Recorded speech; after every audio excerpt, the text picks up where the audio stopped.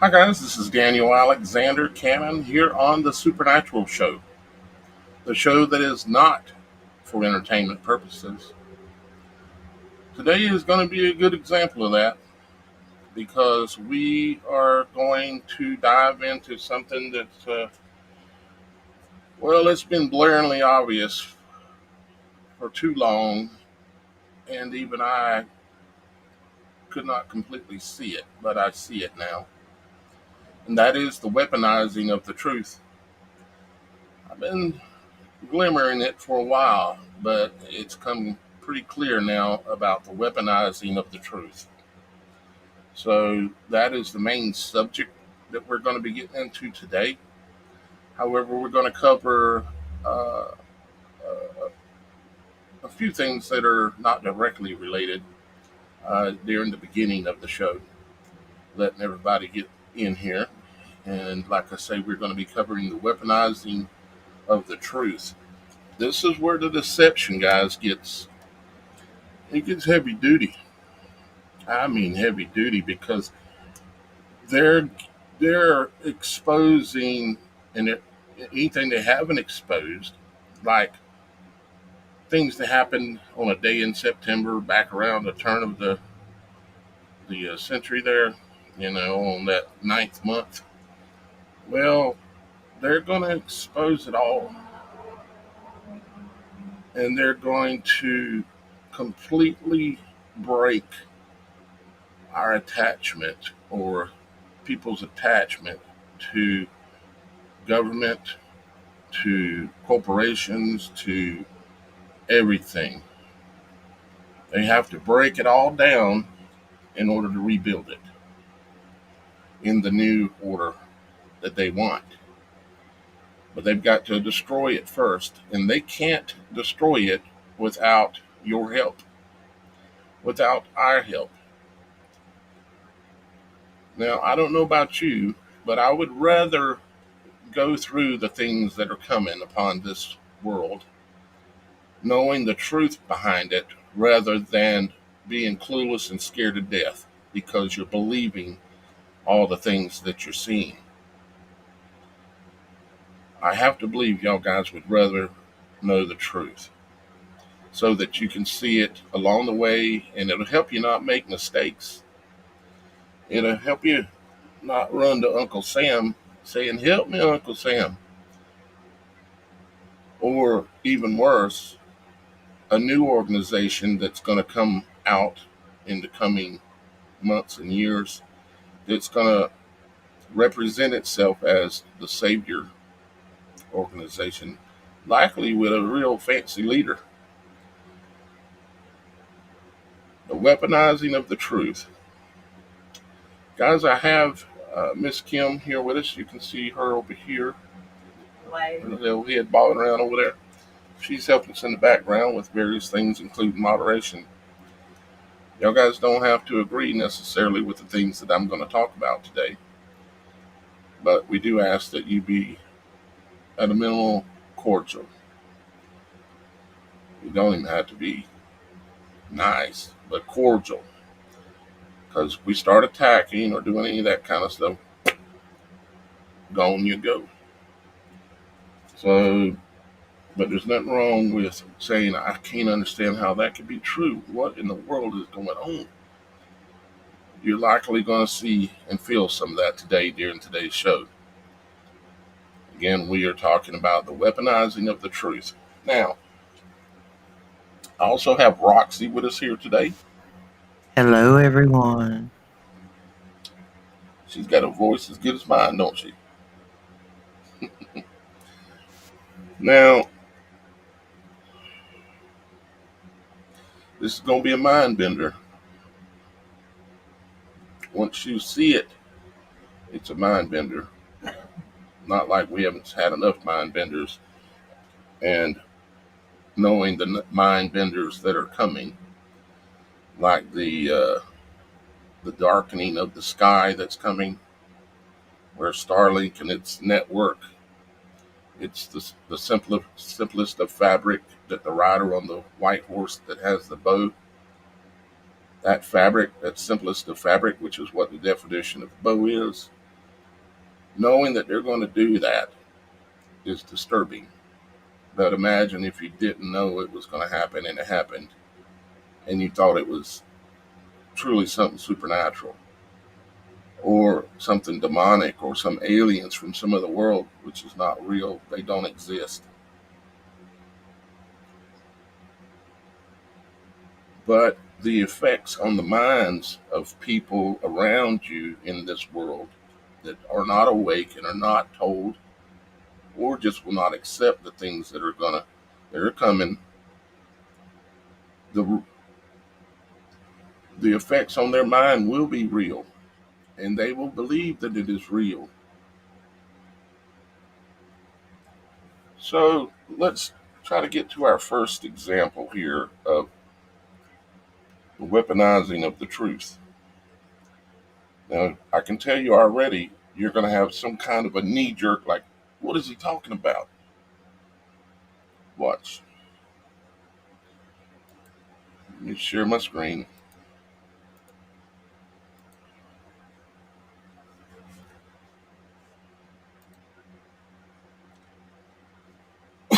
All right.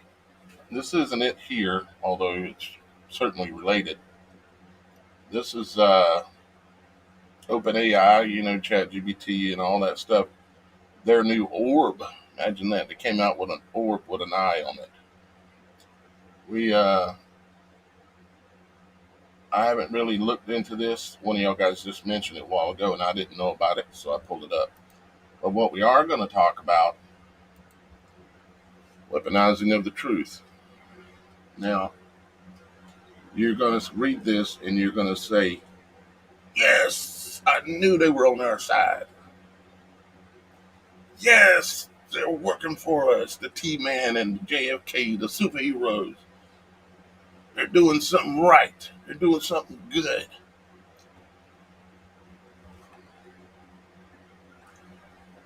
Until you realize it's a rope-a-dope. Let me try You this. got to be real careful with that headline. They removed it where it was recommended for healthy children and pregnant women in the normal immunization schedule. They have not removed it from the shelf, and they're not saying they're not going to give it or not going to push it if there's an illness. This is just in the normal healthy child immunization chart. They've taken it off of that. So says they. So says they. So says it won't be given in any of the stickers to the children when they're getting their other stuff.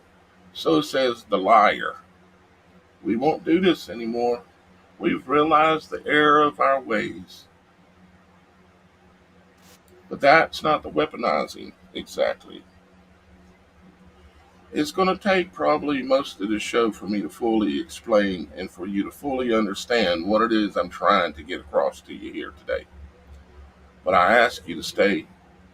I ask you to listen.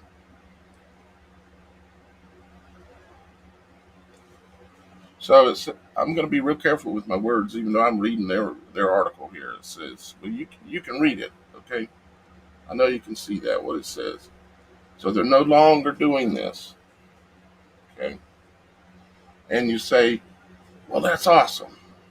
That's good. We're making progress. Well, this is just one example, okay? What they're trying to do is expose everything that has been done wrong to the public through various channels depending on what the subject matter is. They're using so-called truther channels, so-called podcast channels that are huge, like uh, so-called truth channels like Alex Jones, so-called truth channels or people that claim to speak some truth and people believe that they can trust them that may speak some truth. Maybe they're just misled a little bit still. Like,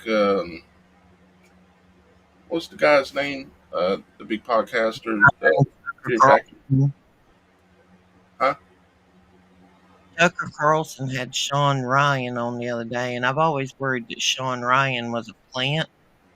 But if you watch any part of that thing, you see this, I don't know, just the look on their face. I don't know, something about it. Tucker, I do have to say Tucker's usually been kinda out there with his, and he stepped away from all the political stuff, but there are just too many big important names that are stepping out there telling the truth now. And I've always learned when you're looking at a magician and they're showing you the deck of cards with their right hand, it's because they're pulling the ace of spades out their back pocket with the left. Exactly. And what it is, and you're gonna have some of you are gonna have this knee jerk. You're gonna be like, Daniel, you're crazy. You don't know what you're talking about, man. I've already got this figured out. I've been studying it. I knew this was gonna happen. And maybe you're gonna consider running away. If you do, and you don't at least consider the things that I'm gonna show you and tell you today, your right foot is in the trap. Your left testicle is in the trap. And it's squeezing. And you ain't going to get out if you won't consider that you may be being fooled. It is easier to fool a man than convince him he has been fooled. Don't you know that that is a fact? It is easier to fool a man than it is to convince him he has been fooled. Think about all the things you've changed your minds on across the years. Realize that, oh man, I was fooled. They were doing this and I didn't see it. We've all been there. In this case, they're now coming out using all different assets on all types of media platforms, the internet, podcast, Joe Rogan, every level they've got. And they're coming at us. And what they're doing is, in one place or another, they're going to expose things that you say, I knew it. But what they're doing is they're going to expose so much that it's going to destroy people's ability to believe or know anything. They won't know what to believe. They're going to, they're literally going to take a crap on the table and say, see, told you. They have to burn it down in order to rebuild it. It's the whole phoenix bird on fire, rising out of the ashes thing. That's how they roll. It's kind of a shock and awe thing. You've heard about them going to war, and when they go in, they just completely bomb a city, bomb after bomb after bomb, and obliterate it. And the portion of that is for the shock value. The shock value makes you more susceptible to psychological operations. It traumatizes you. The thought that everything you've ever thought is a lie will traumatize you and make you more susceptible to their psychological operations. Yep, the rope a dope. Strong delusion. Strong. What do you think the word strong means? It also says that the saints, the people that try to warn, to try to tell the truth, to try to do the right thing, that they will be worn down because it ain't easy doing this. It it literally wears on you. But we continue, and we will continue. You let me try to get on to some other examples here, okay?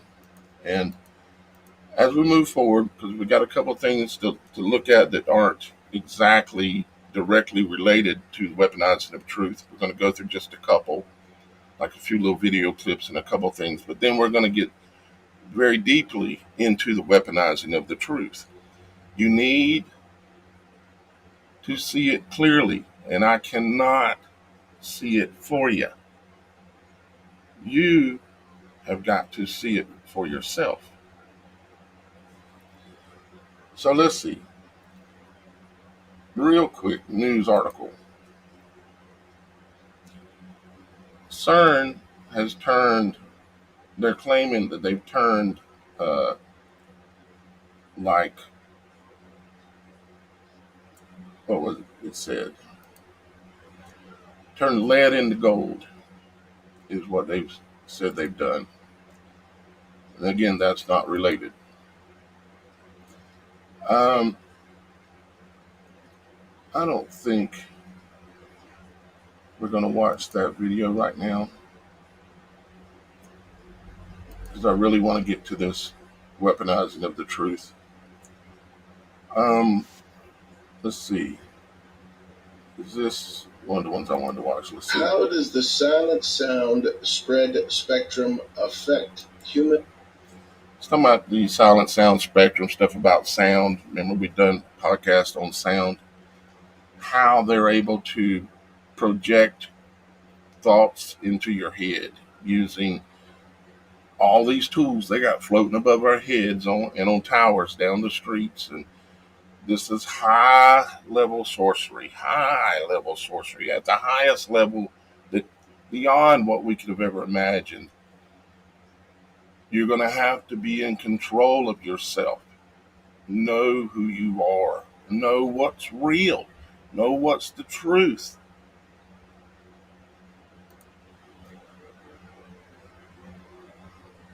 Let's see which one this one was. It's crazy. Guys, this is crazy. Does anybody know what's happening? Do you guys know? I know you've seen that, Roxy, because you sent it to me. I completely forgot. I have a video on my phone. This is crazy. Show it to everybody later on this. Guys, this is crazy. But we were at the farm Thursday night, maybe. I think it was, or Friday night. Might have been Friday night.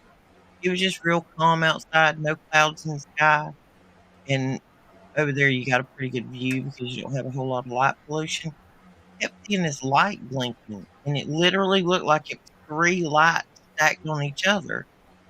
And we started watching it, and we're gonna call him Willie. Willie says, "It's moving." He said, "That's not a star." I'm like, "I know," and we stood there for 10 minutes watching this thing.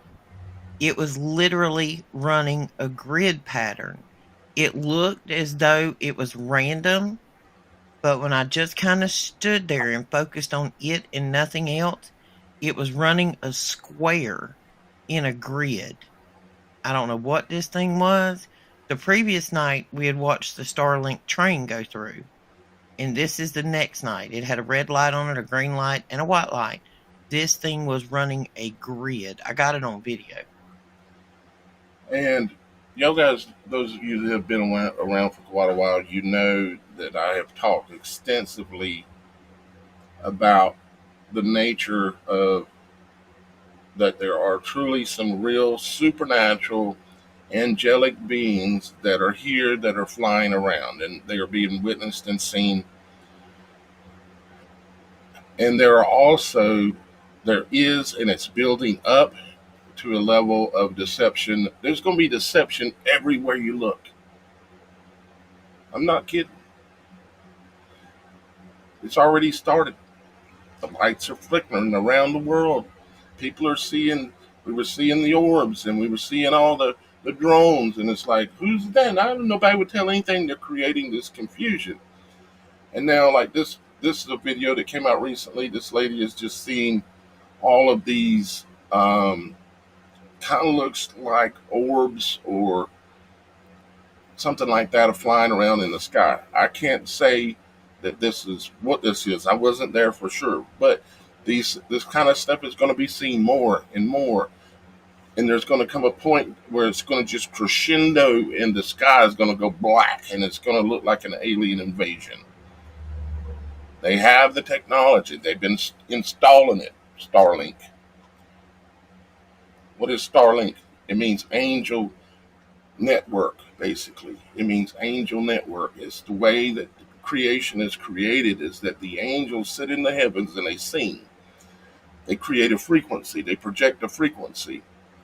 And they all sit on nodal points like music. If you understand music and how there's nodal points, and it creates this. It creates everything. But what they're going to do is they're creating their own false matrix, and they're going to turn the sky off. See, I knew Daniel's crazy, right? Daniel's crazy, right? I got some bad news for you. Daniel's not crazy. Daniel has been burdened with with with this knowledge. You think it's easy to talk about? Know that this stuff is coming because I've been shown it. It ain't easy.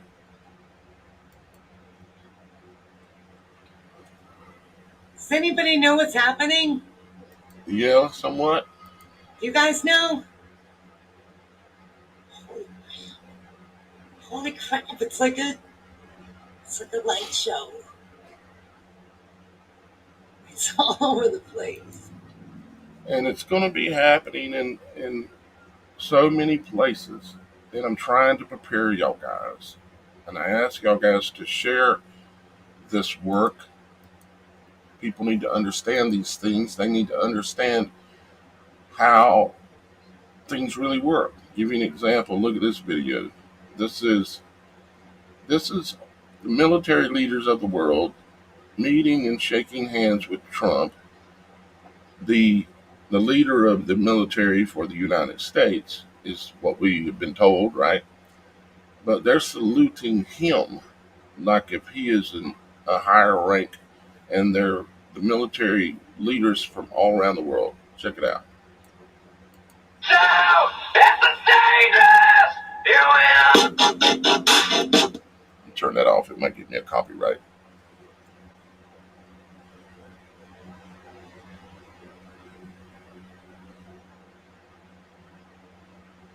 There are times when they'll put things right in front of your face because they know you will not question.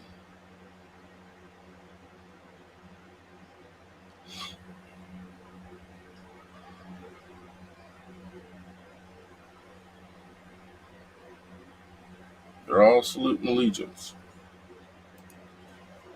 Now let's look. Here's another example of truth and the weaponizing of the truth. And I'll explain. Because I was going to say, with that, then I was going to say, like, are they putting human body parts in the kitchen stuff, you know? I don't know about. Can you hear that at all, Roxy? Well, I'm going to give everybody out there a gross fact. That I know where they're putting human body parts into the pig supply and the pork supply. I've already watched this. Yes, talking you about sent to me, and we're aware of it. Go ahead. Just what? Pick your words wisely. Okay. Down south, let's just say you had a meat suit that you might need to dispose of. There's one thing in the world that will eat everything. There will be nothing left, and it's on a hog farm. Well, if you got too many of them meat suits and know where to do with them, and you need to feed your hogs on your hog farm, you feed the hogs the meat suits. The quantity that is being tested of this sandwich meat, hot dogs, bologna, processed gel meats, 70% of what's coming across the counter is coming back with human DNA in it. Way more human DNA than would have been an accidental worker loses a finger in the plant when packaging or when it was being ground up. The only way this quantity of human DNA could be in it was if that human DNA was in it to begin with. So there's only two options here. Either they're feeding it to the critter that they make the meat from, or they just added it in as a filler. But either way, there's a whole lot of human DNA up in this sandwich meat. And you say, I knew it. Or you say, I ain't eating pork no more. Okay, you're not eating pork no more. Well, what are you going to do when they say something about the chickens, which it's basically about there? We know the chickens aren't real chickens in the stores. I ain't eating no chicken. And then they tell us about what they've done to the beef. I ain't eating no beef. And then they say, well, there's deer zombie disease everywhere. I ain't eating no deer. What we have for dinner? Potatoes. No, they did something to potatoes too. I ain't eating no potatoes. They don't want you to know. They're telling you some ugly truths right in your face. I mean, if you don't realize that McDonald's is selling you, you know what it is. If you Empty don't meat know, you suit. just don't know. But the thing is that they're going to burn it all down. They're going to burn it all down. And we're not going to, it's going to be difficult to know what the truth is. It's called weaponizing the truth. Well, we have all become so dependent upon this commercial food industry which feeds us. I know we've all, oh goodness, I didn't know you had him up on there. Ooh, Matthew has caused me many sleepless nights lately. But it's not only the meat. I have come to a point of looking down these rabbit holes. I'm probably one of the pickiest eaters on earth. My whole life, I've only eaten hamburgers with just ketchup. I don't want no cheese on my burger. I'm just a very strange eater. There's nothing I want to eat anymore. I don't want to eat canned vegetables. I don't want to eat meat from the grocery store. I don't want to, even the bread doesn't look right. Okay, everybody, today, when this podcast is over, I want you to go into your kitchen. I want you to get a loaf of light bread. I want you to take a piece of that bread. I want you to ball it in your hand as tight as you can and open your hand up and watch that bread come back. Set that piece of bread on your counter and leave it for a week. The bugs won't even come eat it. It will not mold, it will not mildew, and bugs won't even come eat it. Take a piece of food and lay it outside, and if other animals are repulsed by it, let me tell you, you know that chicken restaurant that had them commercials where it was starting to look like, a little bit on the we eating us kind of thing? KFC. I was trying not to say it. Oh, well. I worked in an office setting. I love crispy chicken from KFC. Used to. Let me say that. My boss lady had cats. So I never eat all of my lunch, so I would tear up the chicken meat and put it in the cat's bowl. Those cats walked over to the bowl one time and literally gagged at it. If a cat won't eat the chicken, I ain't eating the chicken. I remember a while back, I threw a piece of bologna on a fire ant bed and figured they would destroy it. Well, I kind of had a thought they might not touch it, to be honest. And the bologna stayed. They literally just built their house under it, like if it was a piece of wood or something. And just the bologna didn't go nowhere. It didn't even disintegrate. I mean, and here's the problem. All these things may be all truth, right? But they're coming out on huge podcasts and they've got whistleblowers and all this. It's all the majority, not us. I can tell you that much at least. I may make mistakes. I may trip and fall down. I may misstate something. I may think something wrong. But one thing I am not, and we are not, is sold out. But there are big podcasts, big whistleblowers that are all coming out telling us things. They've been doing it for years now. They are literally weaponizing that truth against us. And it's going to get so chaotic with the people not knowing what to think. Because they're not going to just put it, it ain't just going to be people listening to channels like mine. They're putting it on Joe Rogan and big channels and everywhere. They're talking about it on the television morning shows and stuff. And they literally out and outed that trial that's going on. Outed, I'm scared to even say the word, that the Minottis. We're going to leave it that way. They're talking about it on the news. Like, that's been a faux pas. We didn't talk about that. That didn't exist. Now it's like they want us to talk about it. They want us to know and they want us to freak out, but they're going to give us, it's like going to a buffet and there's 1,000 different choices to eat. And you just like, okay, well, if you're going to eat any of it, you got to eat some of all of it. And it's impossible. And it's just like, you just can't do this. Their intention is to try to break us psychologically. They want to break us, expose us to so much chaos and trauma. Most of it psychological, some of it physical. Yes, people are going to die. Probably a lot of people. But then there's going to be those of us that haven't. We've been keeping our nose clean and staying out of a lot of the stuff that's been going on. And we're going to have to witness it all. They want us broke too. This is why I put so much effort into just telling you the dirty truth. Just the way it is. But try to give it to you in a way that you can understand, hopefully. Try to give it to you in a way that even a middle schooler could understand. I don't want... The scare tactics day, they've used with food have just about got us all, like Lisa said, to the point that we don't even want to eat the food. I suggest that everybody, if you want to eat meat, find a local farmer. And go talk to him and make sure what he's doing and where he gets it from. Right, how he feeds his animals, how he cares for his animals. Because I don't know if y'all seen these chicken farms over in China. I mean, hog farms. They got these hogs in like 20-story buildings. They start them at the top and literally walk them down floor by floor as they get older on this concrete floor. There's such a mass. Where do you think our food is coming from, folks? We can't make it all. Part of that pork is coming from China.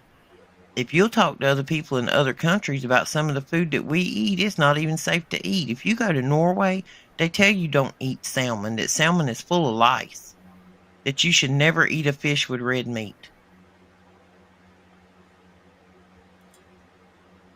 So let's keep going because we've got quite a bit to get through here. We're going to be moving into some actual slides I've got together with some notes and things like this here in just a moment. We still got a lot to talk about, so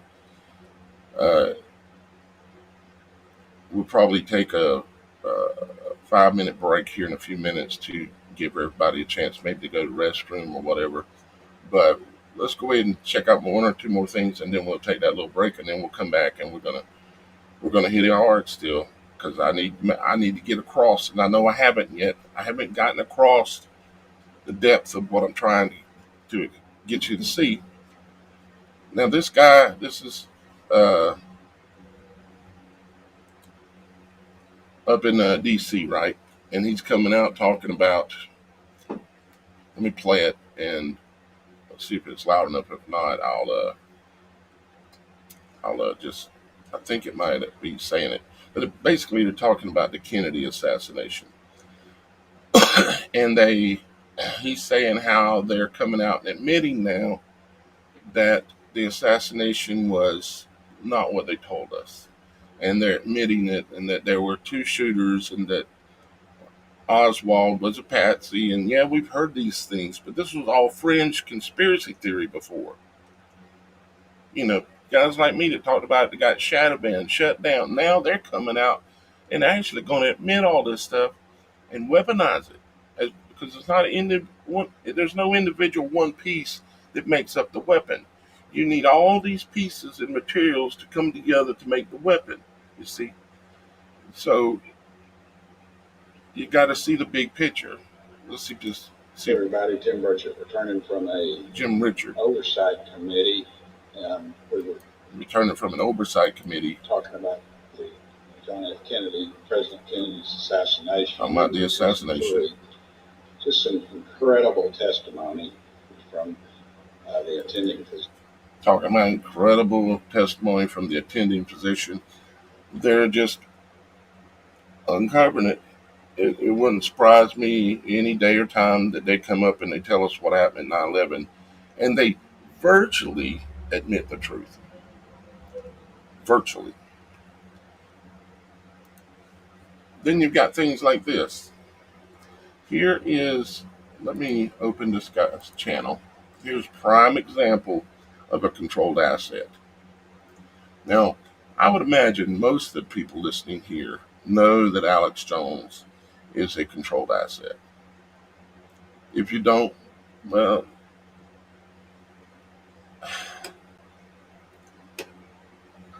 I don't know what to say to you if you don't by now. I really don't.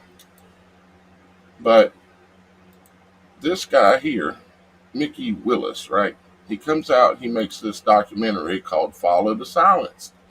And it's a movie about people being silenced when it comes to have to do with the, the sticker that they taught everybody into taking in their arm, and there's all these side effects and all these people dying.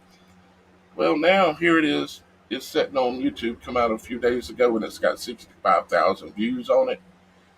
This was premiered at a huge theater that had 2,500 people in it. In the theater in like LA. And let me see here. Yeah, if you go down here on his channel, see all excited about. They'll talk about who all was there. Alex Jones was there. All these other big podcasters, and they're all, they poisoned us, and they all talking about it out in the open now. They want the people to see it now. They want the people to burn it down. They want you to burn DC to the ground. They want to get, they're giving you this problem, the truth, and then they want you to react, and then they're going to come along with a solution.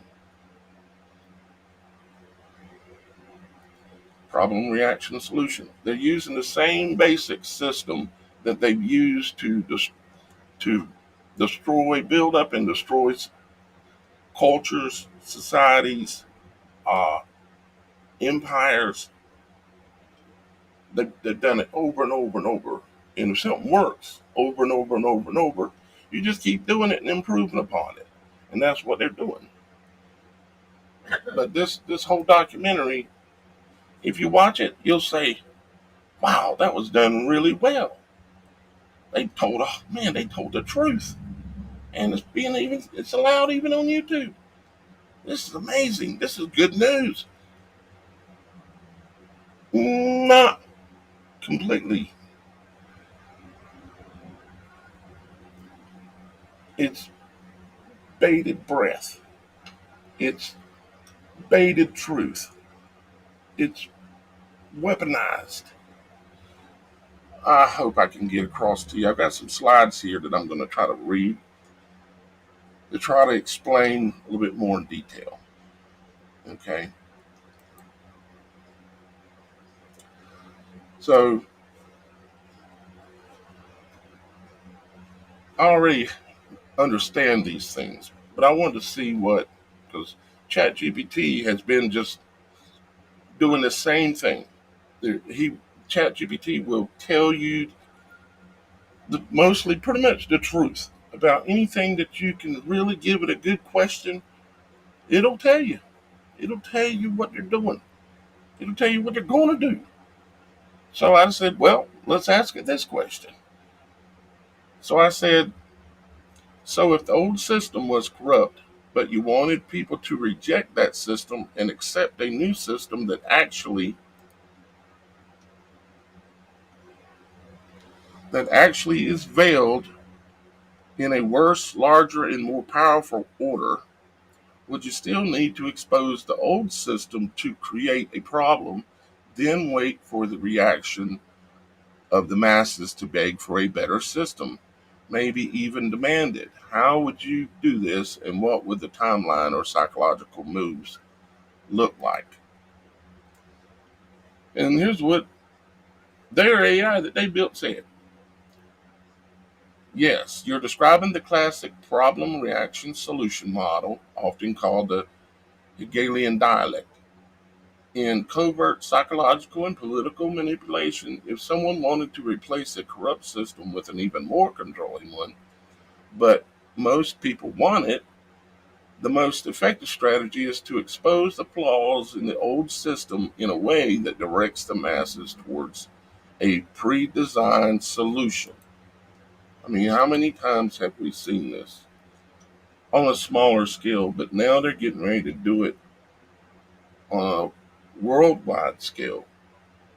Each country, each culture will have their own customized tear down and rebuild.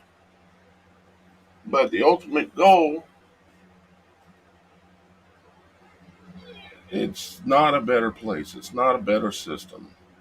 And there's not a lot we can do about it other than to educate ourselves so that we don't have to suffer as much when we go through this. And so this is my intent. What I'm doing is educating you as best I can with the God-given ability that I have to speak publicly, speak the truth, and not worry about fear. Because I want to do what I think is right. And so that's what I do. So here we go. And we're going to take a break here in a moment. And then go through the rest of this because we've got it. Oops. How did we get way down here? I'm not supposed to be that far down. Okay.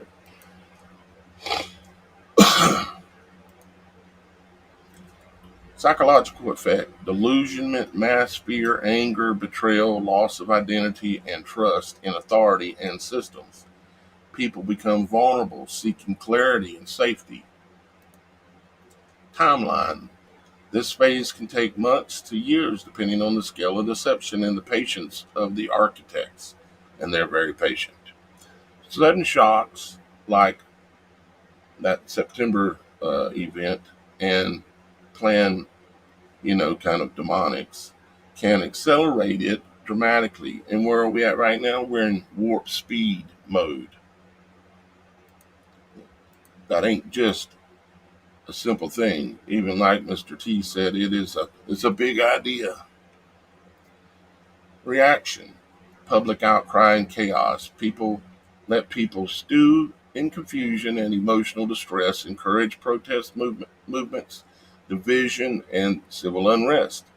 Promote truthers and alternate voices, even fund or infiltrate them to steer public frustration. There's a big part right there is they're using these people out there that are willing to sell out just a little bit.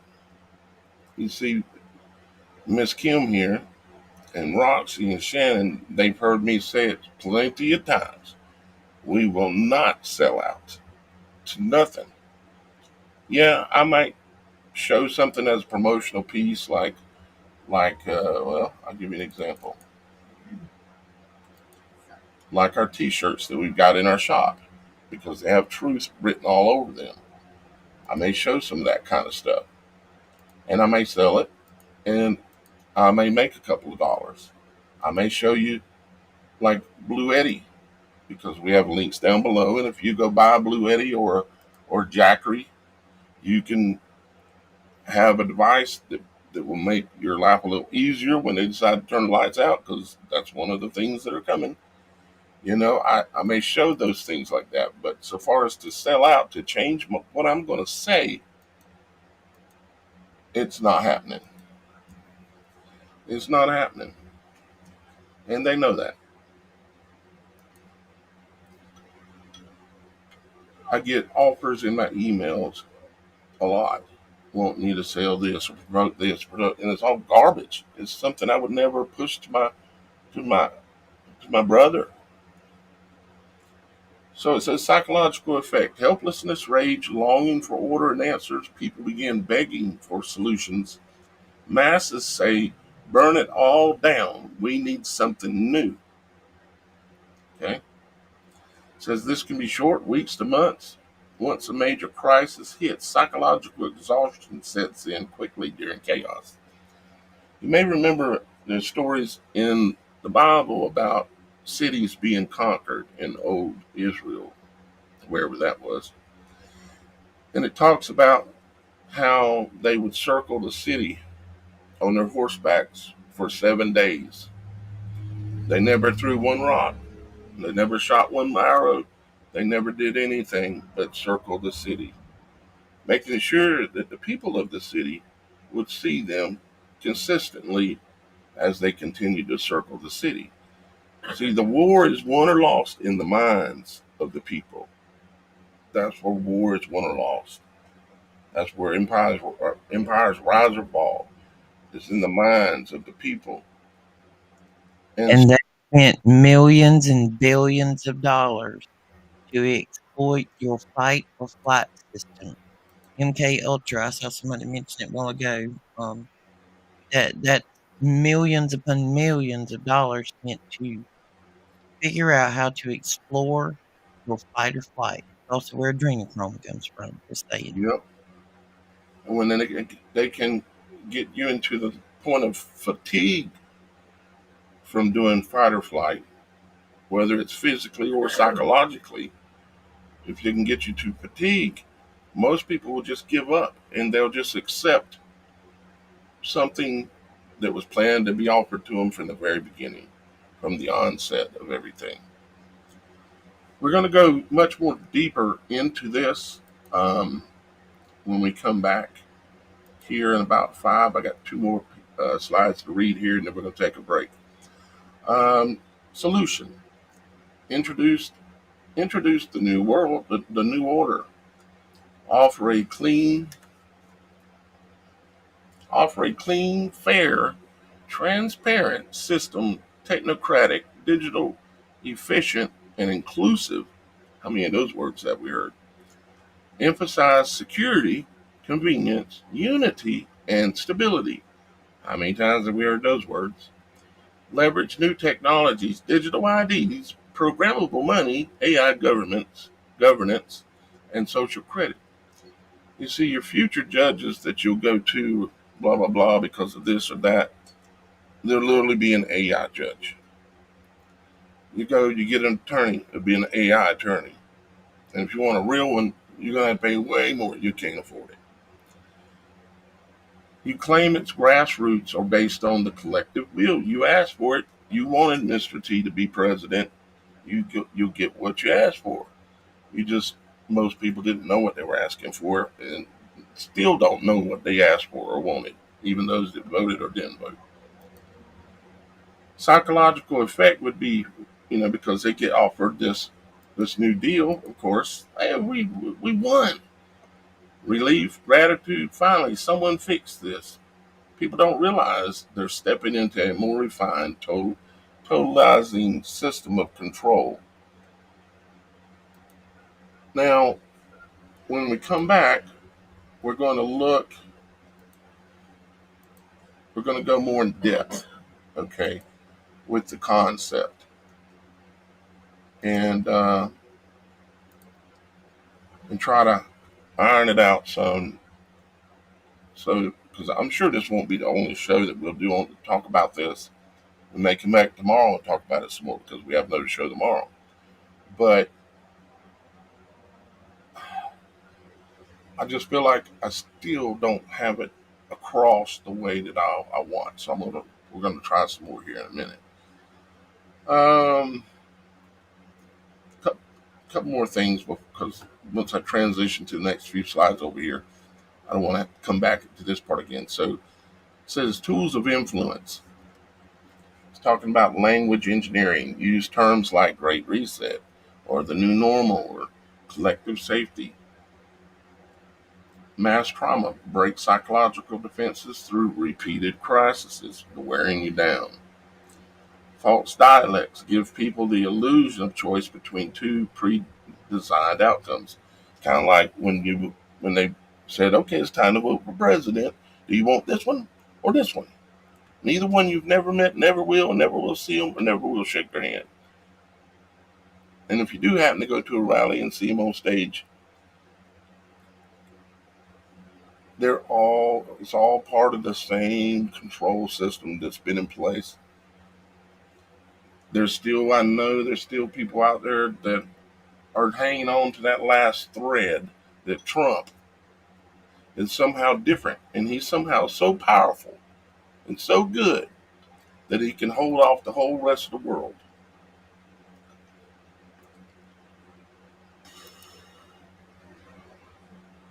I'm going to go ahead and skip on down here,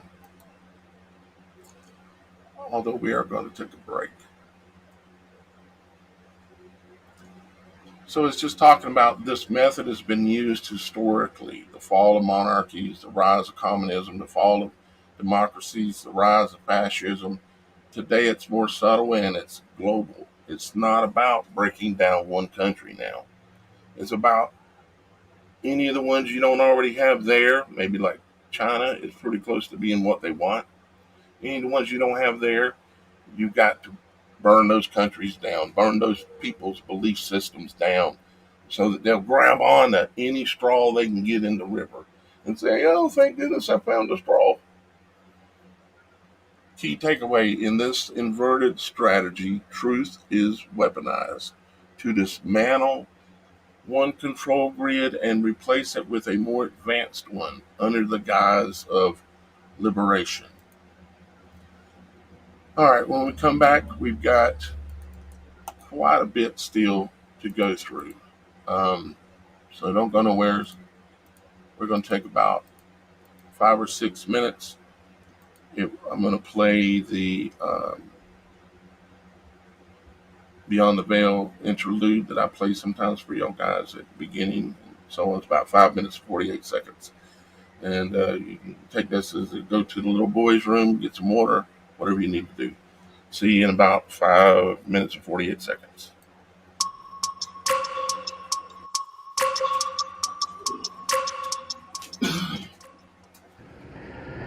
It's a twister!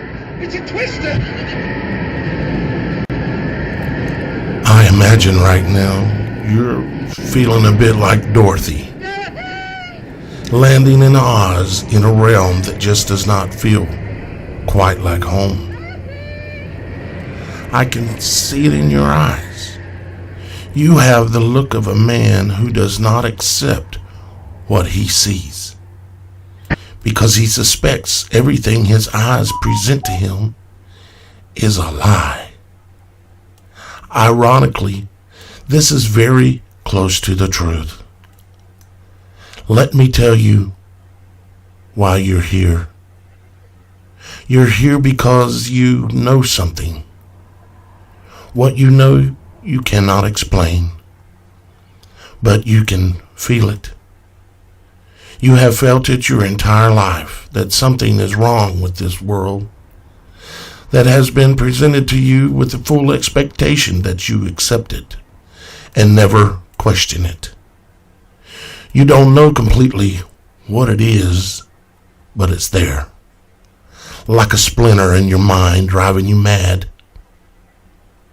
It is this feeling that brought you here to me, to now, to a choice. Do you know what I'm talking about? Do you want to know what it is? It is the supernatural image and word of God. It is all around us right now, even in your very room where you are sitting at this moment. You can see it when you peer into the mirror at your own reflection, or when you take a photo of a friend. You can feel it when the sun shines, or when a wave in the sea crashes upon you. You can taste it when you bite into an apple, and see it when you tear open a fruit. You can feel it when you caress a woman, or when a woman caresses you. And you can see it upon the woman's body, the breasts, the buttocks and eyes alike. It is there when you speak or when you take a breath. You can hear it when the great owl screeches, or see it written upon his face. You can see it coming when a whirlwind is nearly upon you, and hear it when the thunder rolls.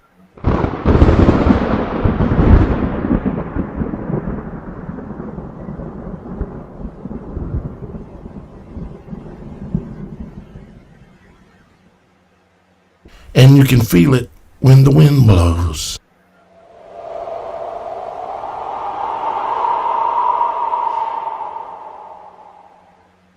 It is the world that exists beyond the veil. It must be perceived with the mind before the eye can see it. A world that no one ever informed you of, yet you know it's there. If you speak of it, others will say you're crazy, for you must believe what they believe. Like everyone else, you were born and introduced and convinced of a false reality, a false world, a prison world designed so that you would not see, hear, smell, taste, or touch the supernatural reality of the true world. They built a prison for your mind and a hell for your soul, and they pray to their gods that you will never wake up. Unfortunately, no one can be shown what the supernatural world is. You have to see it for yourself. This is your last chance. After this, there's no turning back. You hit the back button, the story ends. You wake up in your bed and believe whatever you believed before this moment. Or you continue watching and you cross beyond the veil. And I will show you what is behind the wizard's curtain. Remember, all I am offering you is the truth. Nothing more, nothing less. It is now time to choose. Go back now, or continue beyond the veil.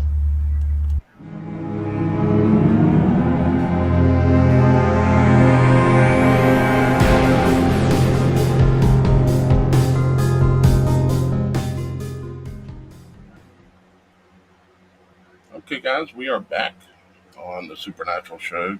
I and Roxy and Miss Kim are still here, and we're going to continue. I'm going to give you an example now of a scenario, and it's labeled as it's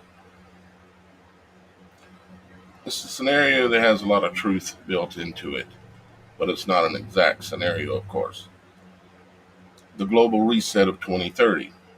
Now, why that date? It has to do directly with the UN's Agenda 2030 and the fact that they want to have this pretty much done by 2030, and then have the rise of the New World Order or One World Order at that time. So I'm going to read you an example here of how some of the elements of how it would play out.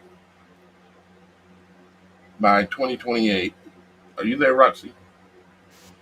I'm here. Okay. By 2028, economic inequality, climate disasters, and political polarization are at an all-time high.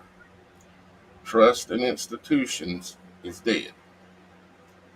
Institutions, whether it be government or corporations. I mean, how many of the corporations have you lost trust in out there already? And why? Because the truth has been told about them. Some of us knew it already before, and some of it people are finding out now. But I have an interesting fact on our elite pedophile ring. You're gonna have to watch that word live on YouTube. Oh yeah, I forget right over there. Well, go ahead. Just be careful with the word. That person that's on trial, they call him Puffy. Mm-hmm. You might want to go question who Diddy's daddy is. Did you ever see the movie with Denzel Washington in it where he was a gangster called Frank? Was he a gangster cop? No, he was a drug dealer. Okay. It was his name was Frank in the movie. I just had it a moment ago in my mind and my mind went blank. But anyway, Frank, who was actually from South Carolina and goes up north and becomes this big time racketeer and corruption mafia kind of thing. His right hand man was Melvin Combs, one of the most notoriously violent gangsters, who is actually part of a particular group of that group that starts with an I and ends with Minotti. They have a whole section. There you go. So Um, there's another piece, the of exposure of something that's hard to swallow, right? yep. It's like right in your face as to who these people are. And yeah, they're fall guys. And yeah, some of them, maybe they really go to jail or something. But Sterling said it. Frank Lucas. Thank you. My brain went blank. I suspect that they don't go to jail. And a lot of times when they say they die, they don't die. But yeah, it's the weaponization of the truth is going to come from all angles. Every time you hear a new piece of truth, you have to consider what we've talked about here today. You have to consider where it's coming from. You have to consider why do they now want me to know this, and also look around at all the other things that are going on and what is the pace of it, because I suspect the pace of this whistleblower disclosure, everything that's going on right now the pace of it is going to increase. Back when I started doing what I do now, but I did it in a different style back then. I never showed my face, but 15 years ago, I remember the pace, looking at the pace of false flags. Okay. When things would go on and I could see that this was a setup. The pace was like once every 6 months back then. And then it went, after a year or two, it went, the pace was once a month. And then it went to once a week. And then it's like every few days. And it's like, and now it's went kind of more from less of that to now this weaponization of exposing all of that, saying, yep, they were right. The conspiracy theorists were right. And all this stuff, of course, they ain't going to say it exactly like that, but they're going to show us that, yep, all this stuff was real. But they'll never tell you why they're willing to tell you now. Because they want you to lose your ability to know what to believe. Just like the chicken commercial that Roxy was talking about. The KFC chicken commercial, when they're all dancing to this music and they're going to meet this chicken that they're going to worship.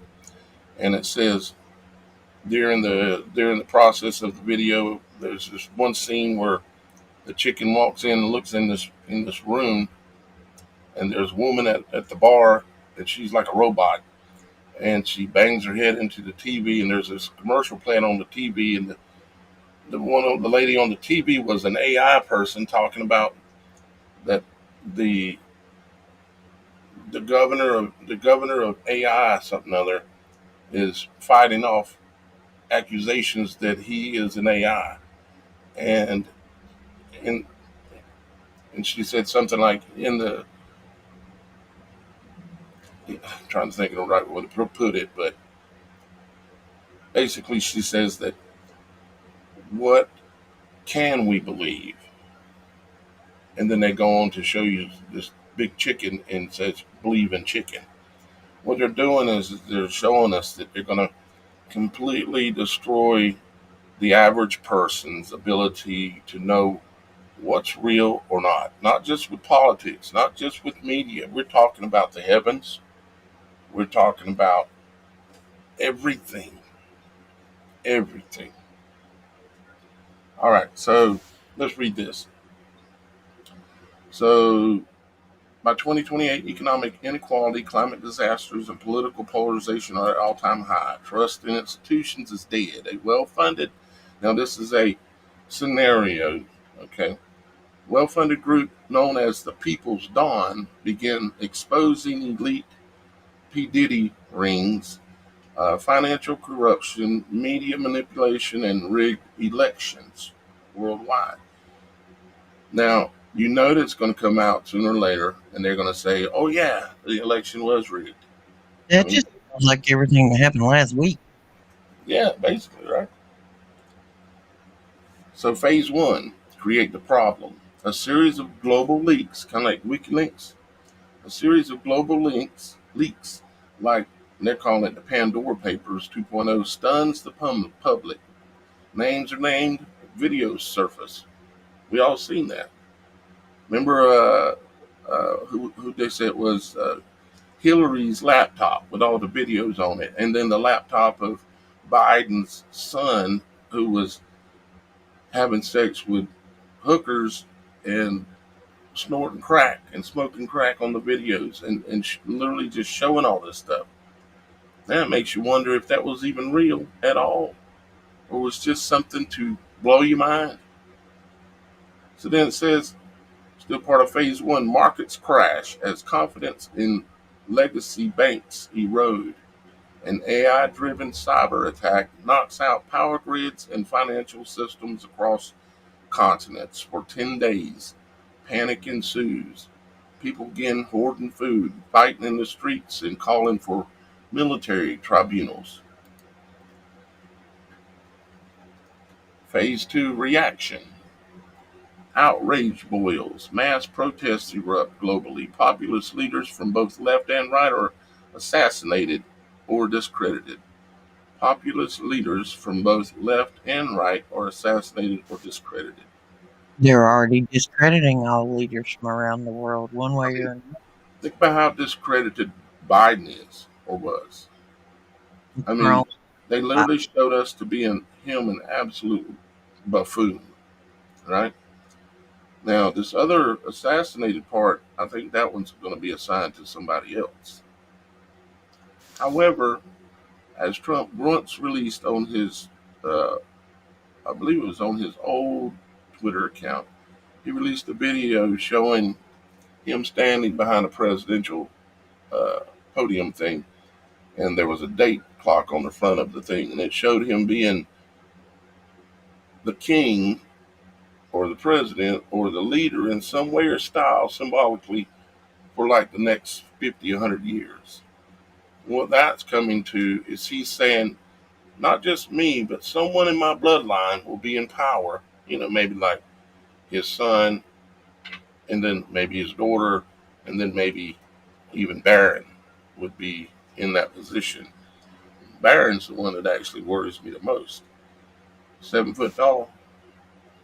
I actually did some looking into this weekend. I've always been curious as to why some of the books were left out of the Bible, and I've been back to some of that stuff.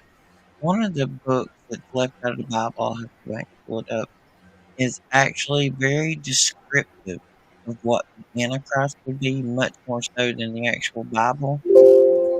One of the descriptions in there talks about him coming with his dragon and his army of spaceships. His army and, well, His army of spaceships. Further research is required. Just something we need to touch on later. Yeah. Boy, that's a whole nother rabbit hole to get down in. I have thought that they may use some kind of DNA manipulated, part human, part machine like a Borg kind of thing, where like from Star Trek. I mean, it is Operation Warp Speed, straight out of Star Trek.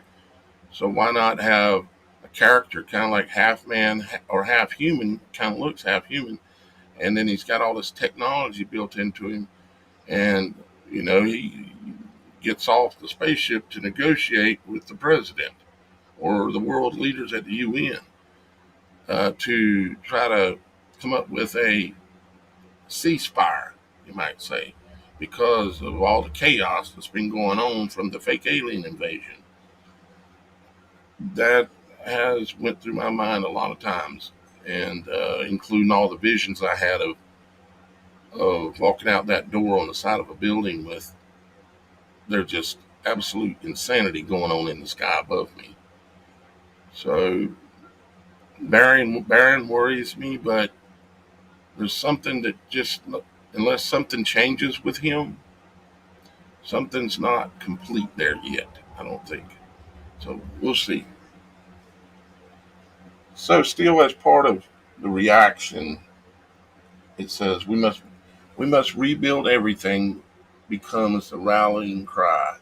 And of course they'll be using social media, podcasters, so-called truthers that will be pushing this kind of narrative. And it says then there'll be a group, and it gives an example named the People's Dawn, that offers a roadmap, the framework for global harmony, because everything is in chaos at that point.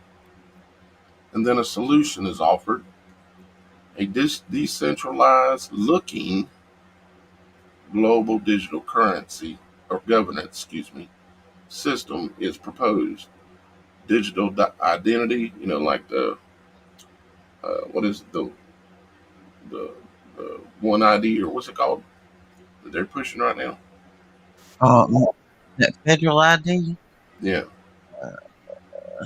you can get it like the DMV now, and they're saying you gotta have it by like soon. Oh yeah, you can't get on an airplane now without it. I don't Right. have it. Yeah, I don't have it either. And the Anyway, whole difference, and the crazy thing is, the difference in the ID I have versus the one they wanted was because I didn't have a copy of my utility bill that day. Like, really. You had to have some kind of proof. Just besides the fact that you've got my face, you've had it since I was 15 years old. And you know who I am. Now you want a copy of my birth certificate and a utility bill to put a star on my ID? Come on. yeah. But part of their solution is going to be saying, well, we've got to identify everybody. We got to know, because we can't let happen what happened last time happen again, even though they're the ones that did and set up what happened. But we can't let that happen again. It's kind of like what happened in September back in, that 01 year. Can't let that happen again. So what did they do? They got all the the Patriot law and all that kind of stuff. Laws and regulations are always put into place for some other benefit. Think back to when they put in the laws and regulations that children couldn't work, and what was it, Child Labor Act or whatever? Go back and look. When the Child Labor Act goes into effect, that's when all these public school systems, you had required attendance parameters. Because I can tell you right now, I don't know of a single blooming thing that I learned after the 8th grade that I've used as an adult. I'm in accounting. I mean, I do this and I do accounting. Nothing after the 8th grade. But that Child Labor Act was to keep the children in that school for 4 more years of indoctrination.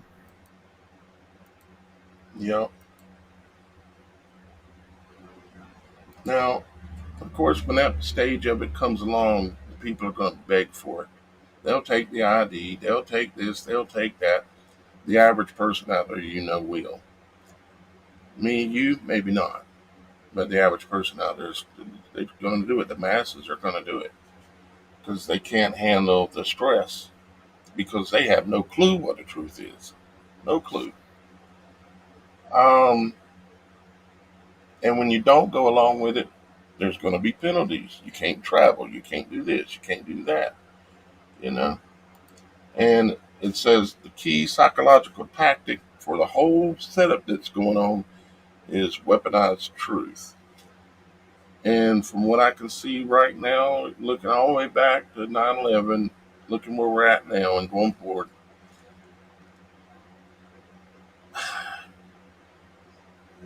is basically what they've done.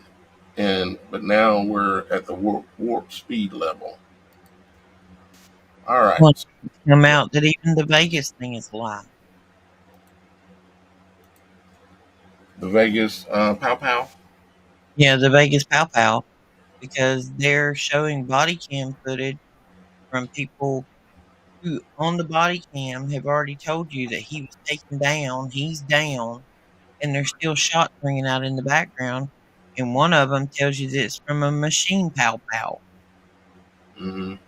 because it has a very distinct sound and rhythm the way it goes off. And you're telling me that more than 20 minutes ago, Mr. Pow Pow Man was already taken out by somebody on SWAT, but in 3 different body cam footages, 20 minutes after dude was taken down, you can still hear machine gun fire. And they're standing in the room where he was supposed to be, and there are no broken windows. They said the only way that the amount of rounds could have been fired with the weaponry that he had, he would have had to have reloaded every single one of them 4 times. It's humanly impossible. But yet there's 3 helicopters flying around up there which shouldn't have been in the airspace, and that machine pow pow sounds like it's coming from above. Right. Yeah. But it's all part of. There's a reason, and we have to be aware of it, as to why all these truths or deeper truths about these events. Why are they now coming out? Why is it being allowed now? And it's not because one man, one human being, is now in a different position than he was 4 years ago. It is a plan. They're loosening the noose on truth so you'll trust. So then when you stick your neck in the hole, then they can cinch it back up. Yeah, they want you. They want to break. They don't want you to trust anything, basically. But at the same time, the way what you're saying is true, because what you're doing by falling for it and not realizing that there's still a noose hanging there that's going to be even tighter is you're literally just walking right into the honey trap. And that's basically what this is. It's a psychological honey trap. They're like, ooh, I knew it. You see people so much now on like TikTok and other places. It's like they hear this information that comes out about this thing going on or that went on 5 years ago. And they're like excited about it because they were right. But this ain't going to go. It's not good. It's not good. All right, I got one more scenario here for y'all guys. How many of our viewers out there have watched Handmaid's Tale? And if you haven't, I would suggest you watch it and you think about the narrative if that happened, because it is not impossible, folks. The what now? Handmaid's Tale. It's on Hulu. It's on 3rd or 4th season. I'm currently sitting here just itching for the final episode to come out tomorrow night. This is a show where a zealot religious group, in the world, everything's kind of going along, but birth numbers have started to severely decline. They claim they don't know. There's this religious group that basically takes over America and enslaves women. If you're one of the elite, you can have a wife, but if she's not fertile, you get what's called a handmaid, which is a fertile woman who has probably been stripped of her children and her husband, and she's made to be your surrogate slave. There is actually a ritual once a month that the elite's wife has to watch go down, how this baby is born. I mean, it's a whole weird thing. But, like, if you're not of birthing age and you're not fertile, you're either turned into a Martha, which is like a cook, a nanny. The ones who are beyond that get sent to factories. or you get sent to what they call the colonies, especially in the Carolinas, which is basically slave camp. Wherever you're most useful is where you end up. But if it's a decent show, but if you watch it along the symbology of what one religion could do if they had enough military power, and that's part of what this was. This religious group had infiltrated the military and ended up taking over the country. So, okay, that sounds it. How does that tie into what we're talking about? It all started out with propaganda. They actually engineered the infertility. Like they've done now. Mm-hmm. Like they've done now through the sticky things and through food. Mm-hmm. And so then they start this whole civilization of, oh, we have the answer. We can help women to have babies again. We need to grow our own food. We need to live in this gated community. Watch it. It'll blow your mind. But don't take it from a TV show perspective. Take it from a religious cult perspective. Mm-hmm. Yeah, it's about the controlling of the mind, the psychological war, which is what we're going to look at right now, as to what the psychological war has looked like since this date that's on this slide right here that you're looking at. Okay, it's the psychological war, and then the conversion of taking these events that happen in this first number of slides here and then weaponizing it later on in the weaponizing of the truth telling about what happened previously. So let's take a look at that. Phase 1, the problem, events, timeline, chronological sequence from that September month onward with commentary on psychological and social impact.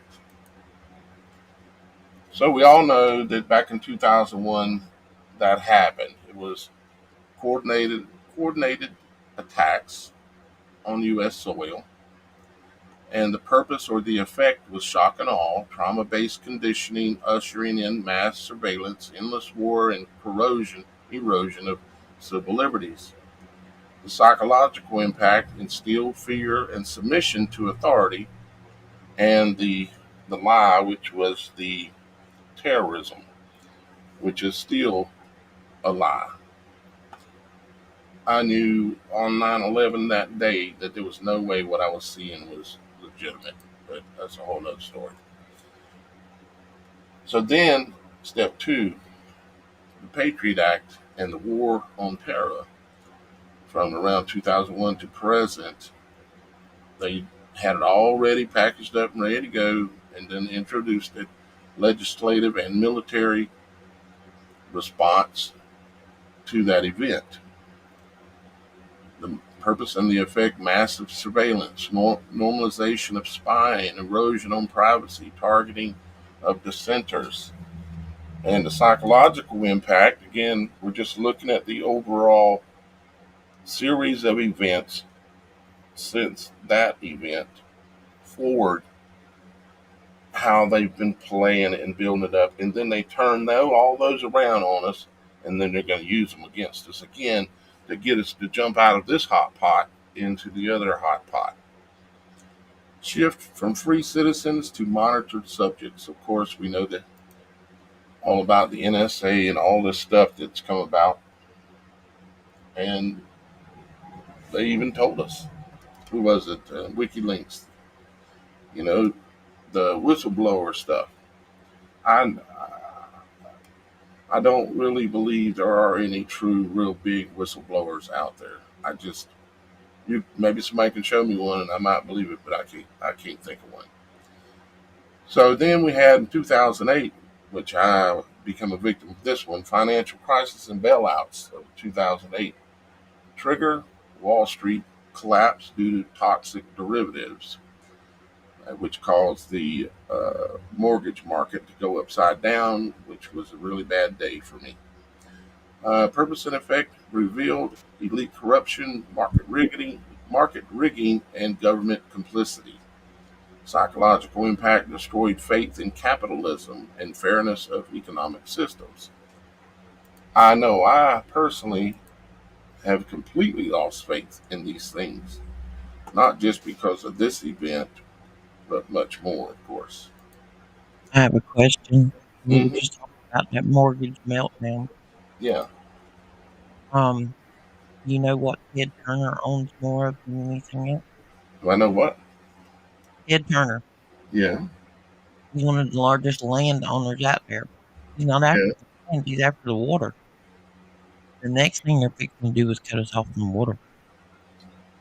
Well, they're going to tell us Can't farm. the water's been poisoned, and they've already started that. They're telling us that the fluoride is now okay. Yeah, the fluoride's bad. Really? Well, when there was a movie that come out, it was called Too Big to Fail. It had Christian Bale in it. He was the guy that predicted the mortgage meltdown long before it happened. The very final scene of that movie, it talks about the actual guy who Christian Bale played. He said he no longer had anything to do with the mortgage industry. He was taking every dime of money he made off of that and was investing it in water futures. I didn't understand what water futures were until I heard a thing this morning. All this land that's being bought up, look at it. They're fixing to landlock your water. There won't be any natural water resources. Well, they've been after it for quite a while. And yeah, you're probably right. There's something down that line that's a lot of truth to it, I'm sure. And of course, we all know around 2010, we had the WikiLeaks and Snowden stuff. The whistleblowers started coming out, exposing government war crimes and NSA surveillance. So they've been slowly building up over time, showing you how corrupt the current system is. Now they moved into a warp speed where they said, okay, the media is fake news, fake news. The media is fake news. Everything's, you're a crooked reporter. They're crooked. Yeah, it's fake. And yeah, they're pointing it straight out to you. And you think, your first thought is this is amazing. They're finally saying it. But what you don't realize is there's a psychological war going on and they're breaking you down. Because there's some further steps in these events that are coming that are going to make you desperate and want to accept whatever it is, the solution that they're going to come to you with. But this process has been a process for decades. It says purpose or effect, confirmation of global scale deception and intrusion. We've all known this. Anybody alive on the planet knows that things ain't right, you know. So what they did, it says, seeded the mass distrust of intelligence agencies and state secrets. And here goes the one I was just mentioning. As a matter of fact, rise of populist and fake news era. Right around when Mr. T was running office the first time, he started part of this thing, the psychological warfare, the weaponizing of the truth, is exposing the truth. I know this is going to take a while for some of y'all guys to actually get. Okay, I'm just asking you to think about it. It'll click in. All these things can take a while to get your mind around. So it says,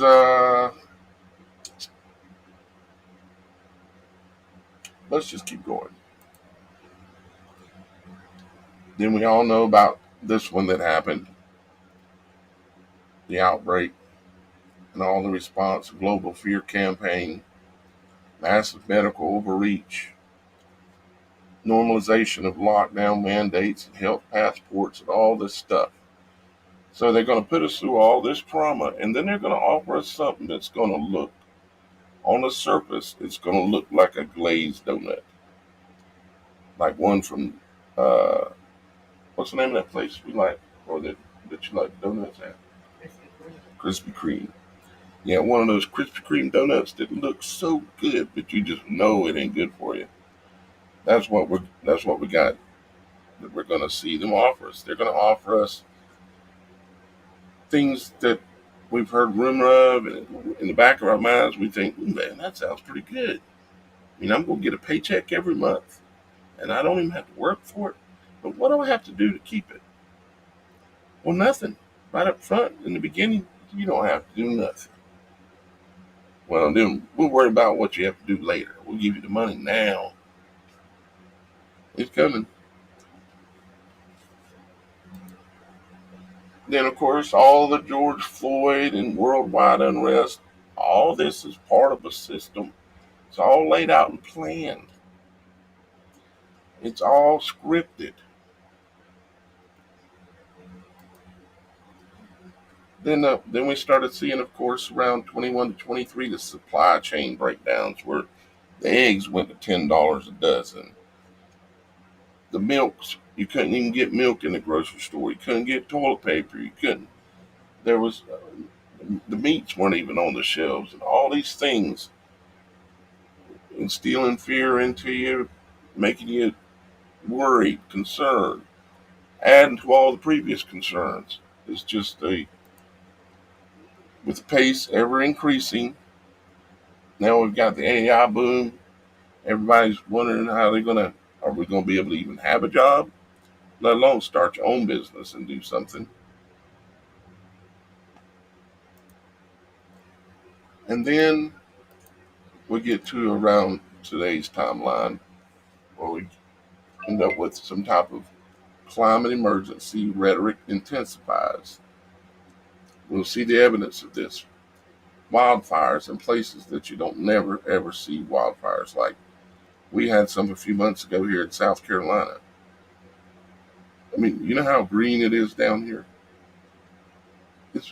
You can have fires, but they don't run through the forest like they do in the Northwest, in the West, because we don't have periods of no rain for months.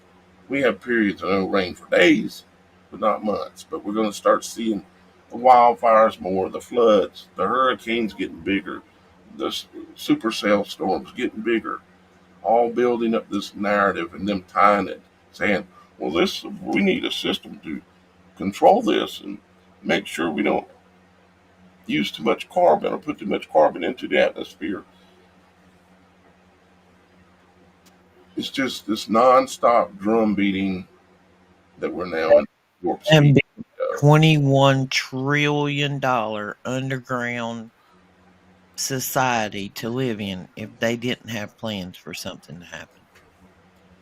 Yeah, and there's going to come a point to where they're probably going to, you might say, let us fend for ourselves for a while.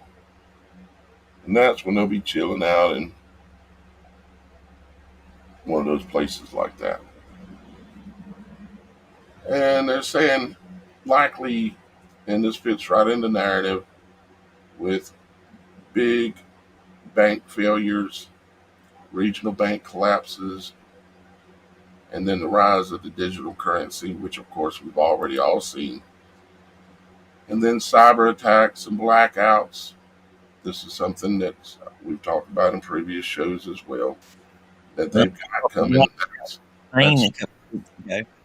That's literally why, like a solar generator, is one of the things that I'm willing to promote. Yeah, I know who made it. Yeah, I know what country it comes from, these things like this, but they are tools that we will wish we had in the coming months and for sure within just a few years. And I don't think it's going to be that long. We're halfway through 2025 and they've got to have this done by 2030. Not a lot of time left. We all know that we're expecting the blackouts and the cyber attacks, but we need to be aware that they're manufactured. You need to prepare. You need to have a way to try to get through it. Just think about worst case. Just think about how would they have survived through it 100 years ago when the systems weren't in place like they are now. Back in the 1920s, what would they do? How would they get water? How would they get something to eat? How would they cook something? How would they? Because you can get used to dealing with a bad situation. It's one thing about the human mind and human body. Given enough time, you can adapt to anything. anything. You can adapt to it, and it'll become a lot more comfortable. But you have to do some preparations. Some preparations. You need a plan. You have to have some kind of plan in place. Yeah. And I'm Even if trying. you don't do anything except look in your area and figure out where there's a place you can get away from people, even if it's in the woods. If something like this goes down, the last thing you want to be is in a city or a crowded populace of people. The cities are going to be the worst. And I know there's some of you listening right now that are in the cities, but the cities, especially the bigger ones, if you're talking over 100,000 people in a city, you're starting to get up into that area. But we've got cities with millions. I can't imagine going through what's coming in LA or New York City or Chicago or Memphis or any of these big cities, Atlanta. Oh my gosh. I mean, I'm 17 miles out of town, and the town that I'm 17 miles out of has got way less than 100,000 people. And then there's another little town in the other way that's got about 15,000. So we're in the country, and we like it that way. So we've talked about, done the shows talking about the UFO disclosure and the manufactured threats and all that that's going to come with that, and the delusion of them turning out the sky that I've talked to you guys about. If you haven't seen this stuff, go back on the channel, look at the previous titles on previous weeks and months. You'll see we've covered all this kind of stuff because this is all coming, and it's the psychological warfare in order to get the entire world to submit. And they already know when they told everybody to go home and stay home that 97% did it.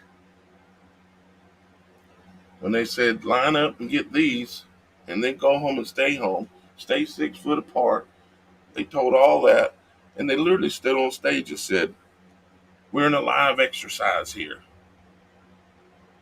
That was with Mr. T on stage, and it was the secretary, something other. He said, we're in the middle of a live exercise here. Literally told people that that's what that was. Because they wanted to see how the people would truly react. And what did they do? I'm sitting here looking at some of the comments, and everybody's discussing the whole barter thing and things you should collect when you go barter. When you go buy your groceries this week, buy 2 extra cans of something. Buy a couple of extra bags or boxes of salt.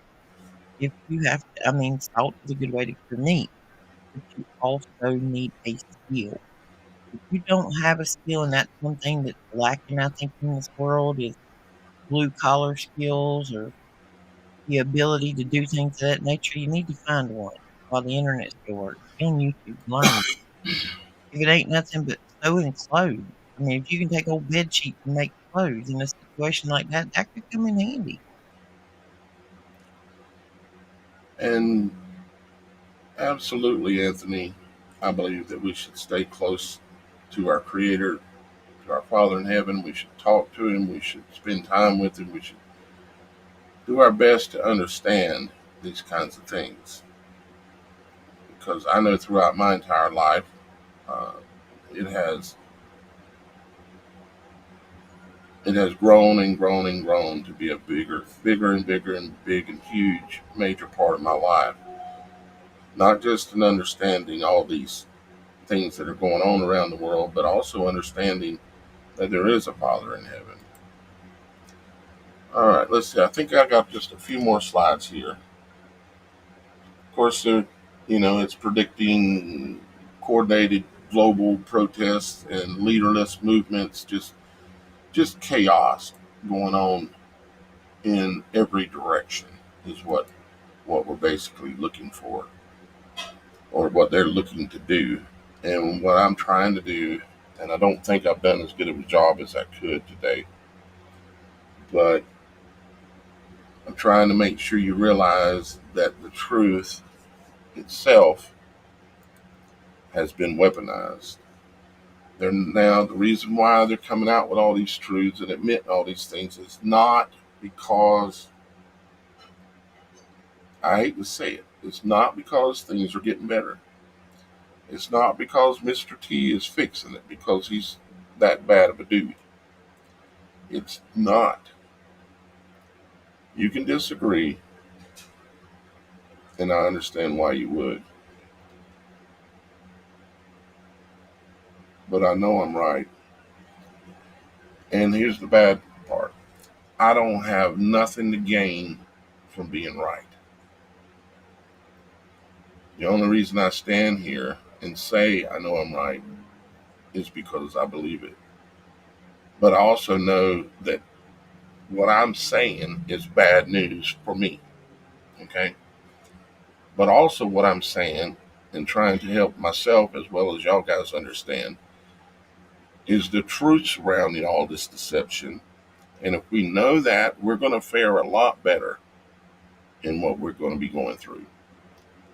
And that's the ultimate goal, is to help y'all guys fare better, because you know that when the lights go out in the heavens, it's Starlink doing it. You know, when you see the ships up there and the giant triangle craft ships and all of the shapes, they're not aliens. It's all deception, trying to get in your head. Okay?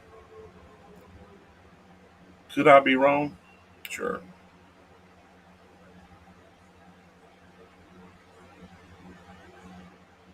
But I don't have nothing to gain by being right. Tell me what I have to gain. I don't want to be right.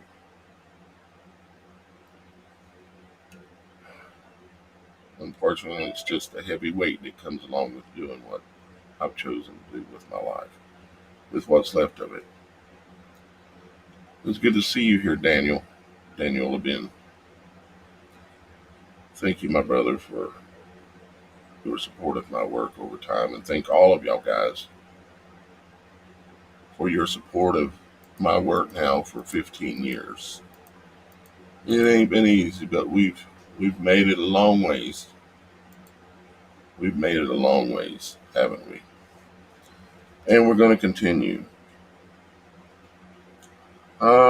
Speaking of continuing, Yeah. I've got a show. If it gets quiet here at the house tonight, I might go live a little bit later on talking about the gifted and talented educational program of the indoctrination.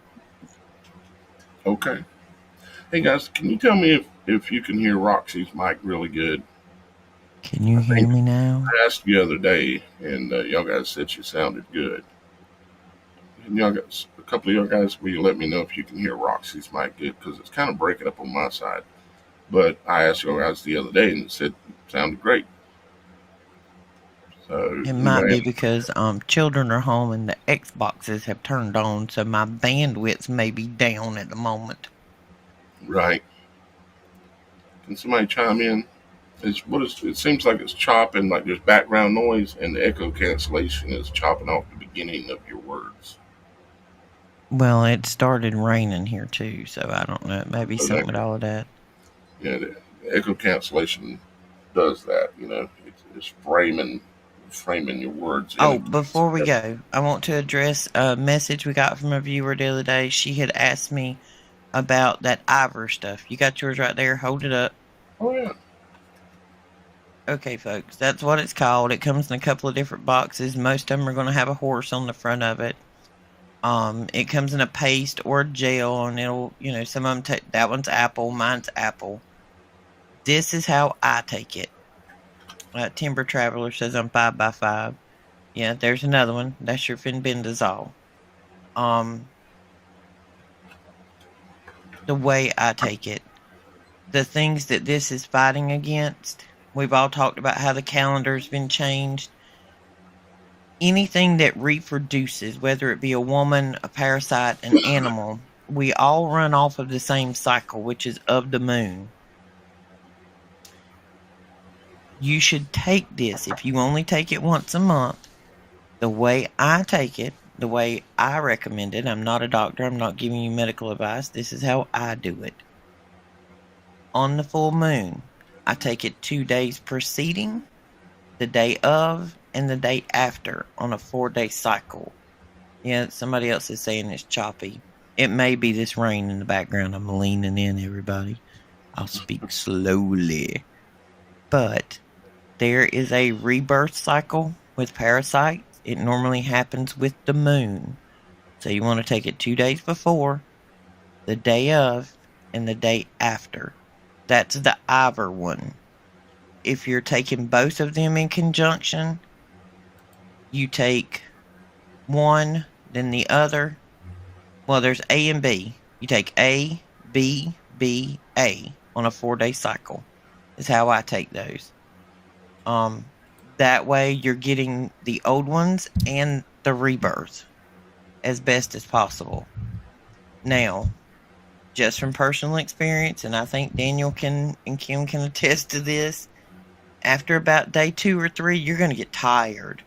You're going to feel like somebody has whooped you up, or you've run a marathon. You were just exhausted. You can't get enough sleep.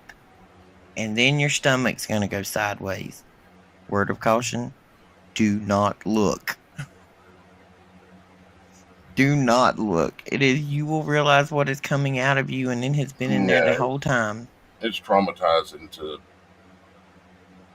realize that was inside of you.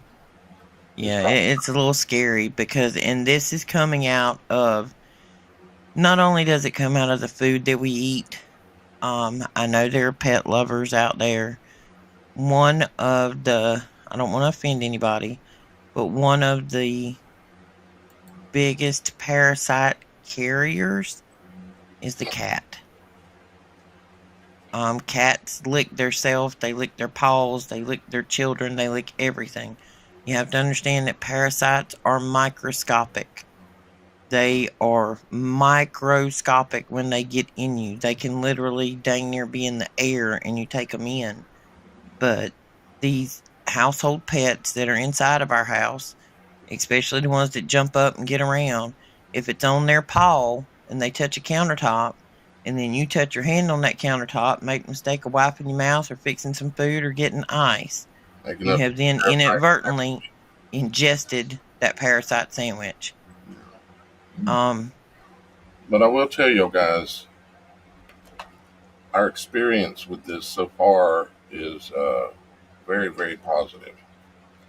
I've used this one before in the past, and now it's kind of like a alternating thing, because you have to realize that you can't just use it once.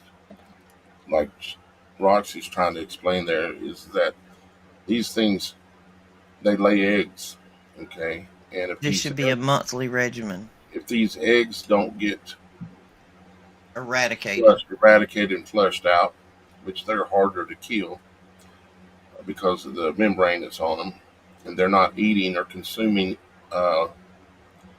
like a grown parasite is eating. That's the way they get poisoned, is by being exposed to it and they eat it. But because they're not eating, they're just still there.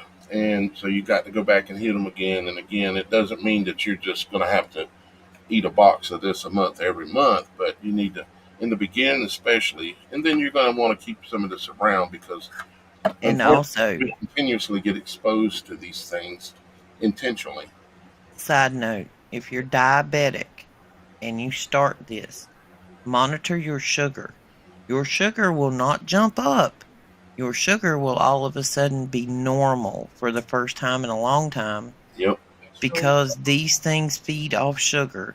Okay, you know when you have cancer, I don't know out there who's had cancer. Yeah, Miss Kim, we've had this conversation here lately.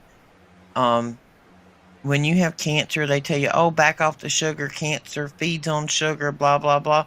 Well, I reckon so, because cancer is parasites, and parasites feed on sugar. That's right. If you're not weak of stomach and you don't mind watching some surgery type stuff, go out there on the internet and actually look up the live real-time camera footage of them going into somebody to remove a tumor that's cancerous. when you see it and they squeeze it, you have to think of, all right, think of a cancerous tumor as a big old zit or boil that's on you. You know, everybody has seen one or had somebody or knew somebody that they've had this big old like boil externally, or you get a piece of little metal or something up under your skin. When your body finds something that's not supposed to be there, it encapsulates it for safety. Well, when you encapsulate this parasite, it just continues to grow because it's like a balloon and it's ever expanding as they multiply. When you see the camera footage of them going in and trying to remove this thing and the like skin on it stretches out and you can see through, you can see the parasites crawling inside of it. Ever known somebody that went in to have cancer operated on and it's like it caught on fire? It's because they busted the sac with the parasites in it. Yep. So when you go through this cycle of taking this stuff, you're going to have a day or two where you're just going to be so tired. This is not medical advice. No, this is personal experience. I'm not telling you what to do. This is what I have done. There you go. And I have suffered through cancer. I went through Hodgkin's lymphoma. I went through rounds of chemo from August until February. I had to have twice as much chemo as everybody else. I had to have twice as much radiation as everybody else. I lost my dad to brain cancer. And now, sadly, I know that what Daniel's standing there holding in his hand, I might have had my daddy a little longer if I'd have known back then what I know now. Yeah. There are more things. Put it this way. Miss Kim came to me the other day, sitting on a porch, and she said this. She said, "So do you think that parasites and fungus are actually what's causing all these diseases that are hurting and killing people?" And I said, "Yes, that's right." Well, I don't know about everybody out there, but I had one of them grandmas that lined me up once a month, and I come in there and I took what she told me to. It was on a spoon, and there was a reason for it. And I now know that my beloved Granny Blanche, who is no longer with us, I lost her in 97, may have been one of the smartest people I'd ever known, and didn't even know it. The woman didn't even have a birth certificate. I was one of the healthiest kids there ever was. Now I'm one of the sickest adults. But And I was going to mention what Miss Kim said here. She says, go ahead. I'm diabetic, and the highest my blood sugar has been in the last week is 269. Before I started ivermectin, my sugar levels would run from 200 to 500. And 269 is the highest it's been. Actually, lowest has been is 97 when she's checked it. And didn't she back off of the insulin she was on because of side effects or something? Yeah, she quit it. Yeah, now her sugar's at 269, y'all, after taking ivermectin, and she's off of her insulin because it was causing her intestines and her stomach to be paralyzed from a side effect. Yep. So we're not giving you medical advice. Oh, and this stuff can be used topically as well. Yeah, see, fungus is a parasite. Let's say if you have a toenail that has fungus on it. You take this stuff, just a little bit of it, maybe you put a little bit on your finger, about the size of a pea, and then you put it on your tongue and get it down. And you got a little bit left on your finger. Take what's left and rub it on your toenail that's infected with fungus, and it'll clear it up. I actually saw a video the other day of a man who had a toddler who had a rash on his cheeks that looked like a horrible diaper rash. They'd been to doctor after doctor and couldn't figure out what it was. Mom and Dad take ivermectin. Dad had the baby on his hip and was sitting there, bouncing him, playing with him, touching his cheek, going boop, boop, boop, playing with him like you would a toddler. Dad takes his ivermectin, touches the kid's cheek, and doesn't think about it. The next morning when he gets up, his kid's cheek is healed. They smeared it all over him. The kid ain't had no problems since then. Yeah. That's like what Miss Kim said. Do you think that it's parasites and fungus, which are very similar, that's causing all of the illnesses? And the answer is mostly yes. So if you get the parasites and the fungus under control in your body, which is, it's all up to y'all guys. You got to do your own research, but this is how we are solving it for ourselves.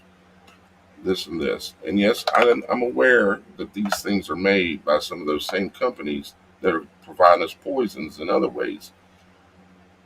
But I'm also aware that this is just, it works. The things that work are on the bottom shelf at the drugstore, and they only cost a couple of dollars. Can parasites take over a person's mind and personality? Absolutely. That's what brain cancer is. Yeah, ultimately, yeah. And it even happens in nature. There's a certain type of parasite that attacks ants, and Cordyceps. it takes over the ant's brain and has the ant go around doing things that it wants to do instead of the ant doing ant things. So, yeah. Mushrooms are a fungus. Mold is a fungus. And if you've ever seen anybody who's been exposed to black mold, I actually have a family member right now, we're pretty sure that's what's going on with her. Poor thing, she's only 32 years old, has been going to the doctor. I ain't even told you this, Daniel. She's been to the medical university, seen 2 or 3 oncologists. Her tonsils are swollen. She feels so bad she can't go. Her back feels like it's broke. She's had cancer before. So, of course, this puts her into a, like, paranoid, it's back again, it's back again. So we've been down this rabbit hole. It stressed her out. And we actually come up with the concept the other day. She's been in a rental house for a month or 2, and it's a cheap one. It's horrible. She's trying to buy a house now. I'm pretty sure this child is sick because of black mold exposure. It made me sick one time, me and Miss Kim. And what it does is your body is trying to disperse those mycotoxins from the mold spores, so your whole body's immune system is enraged. Every lymph node you got is activated. Your tonsils and your adenoids are lymph nodes. They're part of your lymphic system. When your tonsils swell up, normally you got a sore throat or something close by is sick. This child's are so big, they don't hurt, they're not sore, they're not raw, but she can barely swallow because they're so large. Things were elevating in her blood work, and we're pretty sure now this is all because she's got a rental house and a crappy landlord who, when she called him to fix a leak, brought duct tape. Duct tape. Yeah. Well, guys, we're going to go ahead and wrap her up here for today. I apologize if I wasn't able to get it across extremely clear about this weaponizing of the truth. I think I did for some of you, but I really failed a little bit in trying to. But I'll be back with it. We ain't done with it. We ain't done with all of it. So we'll be back. Matter of fact, we'll be back tomorrow. Today I may be back tonight. Depends on how my night goes. Right. Okay. But Monday, Wednesday, Friday is our normal broadcast days. If we miss one, we're going to try to just hit it again the next day if we happen to miss a day or something for whatever reason. We're not some big corporation or group or studio. It's literally me, Miss Kim, and Roxy, and Shannon comes in sometimes with us as well. I thank all of you for being here, and I greatly appreciate y'all guys. And let's see here. I created a updated an old extra, and I'm going to use it today. It's a little bit longer to give y'all guys a chance to say a few things if you want to before the show ends. I love you, and we'll see y'all guys soon. And Roxy, don't forget to mute your mic when we start playing this video because our mics will still be hot. Okay? Have a good evening, everybody. All right. Love you guys.